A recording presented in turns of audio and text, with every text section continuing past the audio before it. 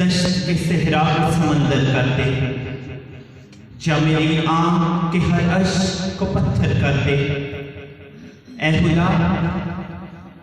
میں کس سے اور کچھ نہیں مانگتا، بس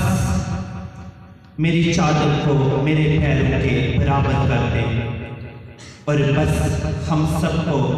اسوہ حسنہ کا پابند کر دے۔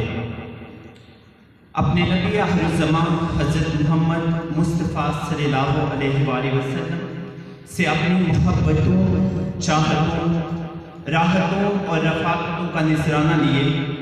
آنے والے مکرم و محتشم صدر تقریب چودھری خلیق الزمان سابق ڈپٹی کسٹوڈین ضلع میرپور، ججز حضرات پروفیسر تنویر اطاری صاحب اور مولانا معروف صاحب، دیگر پریس نمائندگان،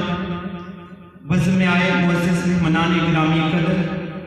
بالخصوص سرپرست اعلیٰ ادارہ رضا نصیر احمد چودھری صاحب، تمام متعلقہ سٹاف، پرنسپل ادارہ رضا کو اس پروقار اور روح پرور تقریب میں عسکری public school and degree college Chakswari کی 15ویں سالانہ تقریب میں خوش آمدید کہتے ہیں۔ اور آپ سب کو مبارک ہو،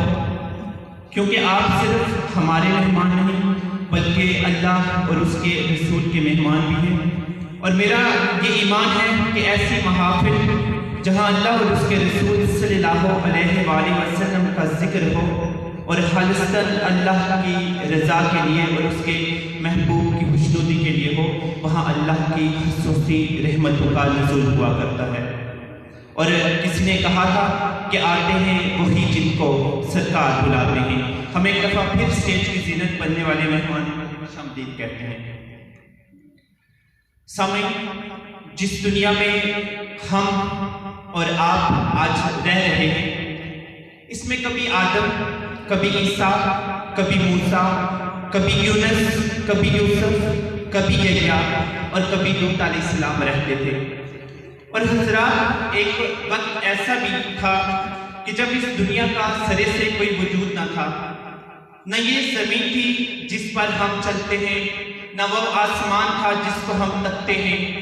نہ یہ رات تھی جس میں ہم سکون کرتے ہیں،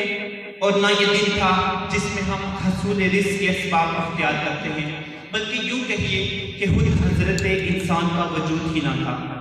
غرض یہ کہ جب کوئی بھی نہ تھا تو بھی اللہ وحدہ لا شریک موجود تھا، اور آج جب سب کچھ ہے تب بھی اللہ وحدہ لا شریک موجود ہے، اور جب کل کچھ بھی نہ ہوگا تب بھی اللہ وحدہ لا شریک موجود ہوگا۔ کسی شاعر نے کہا تھا، پرواز خوش آغاز مجھے تابہ فلک دے، تھک جاؤں تو میرے جذبے کو تازہ قوت دے، تحریر سے میری رگے ساز جواہ ہو، تقریر میں بکھرے ہوئے شعلوں کی لپٹ دے، اور بندہ یہ گناہگار رب مہرباں